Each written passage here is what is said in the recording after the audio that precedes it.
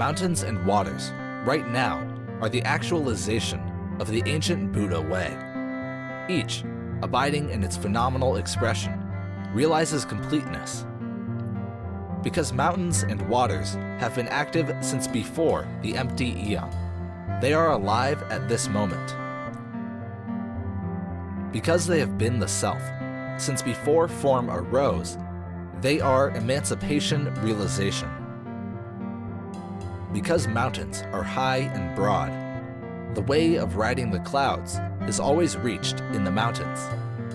The inconceivable power of soaring in the wind comes freely from the mountains.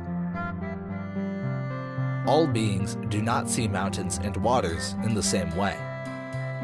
Some beings see water as a jeweled ornament, but they do not regard jeweled ornaments as water. Some beings see water as wondrous blossoms, but they do not use blossoms as water. Hungry ghosts see water as raging fire or pus and blood.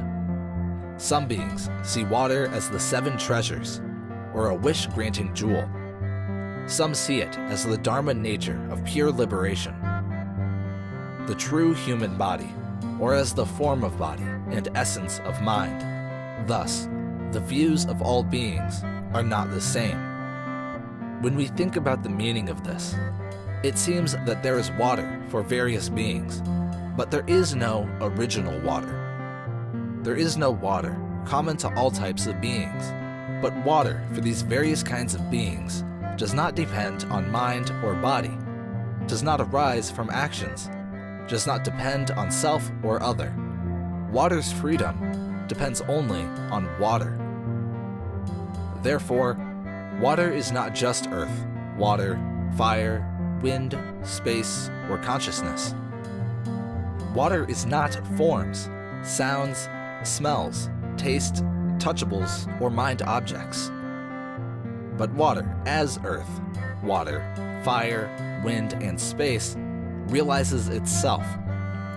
Buddha said, all things are ultimately liberated. There is nowhere that they abide. You should know that even though all things are liberated and not tied to anything, they abide in their own personal phenomenal expression. However, when most human beings see water, they only see that it flows unceasingly. This is a limited human view. There are actually many kinds of flowing. The existence of water is not concerned with past, future, present, or the phenomenal world. Yet water is actualization of the fundamental point where Buddha ancestors always take up water and make it their body and mind, make it their thought. Mountains have been that abode of great sages from that limitless past to the limitless present. Wise people and sages all have mountains as their inner chamber, as their body and mind. Because wise people and sages, mountains appear. You may think that in the mountains, there is just the activity of the mountains. There is no trace of anyone having entered the mountains. Although mountains belong to the nation, mountains belong to people who love them. You should know that it is a fact that mountains are fond of wise people and sages.